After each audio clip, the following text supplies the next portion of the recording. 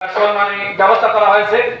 স্কেলের অর্ধেক এটা না, স্যার একটা ফিক্স 30,000 টাকা প্রিন্সিপাল সম্মানের জন্য বরাদ্দ দিয়ে দিয়েছেন, ওদের পাস করে দিয়েছেন এবং আমরা তাকে মোটামুটি টাকাটা তার হাতে তুলে দেবো ইনশাআল্লাহ।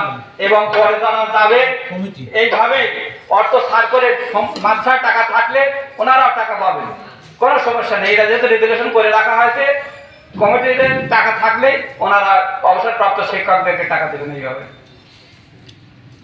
আসসালামু আলাইকুম। আমাদের ইউনো সাহেব যখন মিটিংয়ে ডাকলো, আমাদের ভাইস প্রিন্সিপাল বললো যে লেখা প্রিন্সিপাল সাহেবের চাকরি শেষ।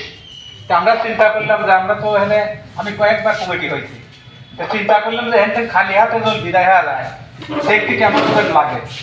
তো আমরা হুজুরের সাথে পরামর্শ করে ইউনো সাহেবের বললাম যে তার কিছু দেওয়া লাগবে, 30,000 টাকা আমরা কমিটির থেকে সবাই মিলে পরামর্শ করে বাজেট করছি।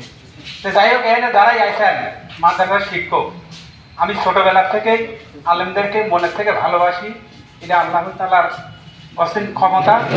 তো আমি আপনাদের কাছে যদি কারোর কাছে কোনো ভুল করে থাকি, আল্লাহর রাস্তায় আমাকে মাফ করে দিবেন।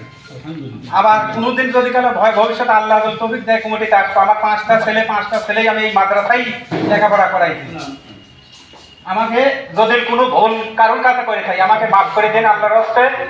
আমি হুজুরের কাছে আপনার তরফ থেকে মাফ চাই। আপনার সাথে অনেকদিন চলাফেরা করছি, আমাকে আল্লাহর রাস্তায় মাফ করে দিন, আমাকে সবাই মিলে মাফ করে দেন। আসসালামু আলাইকুম।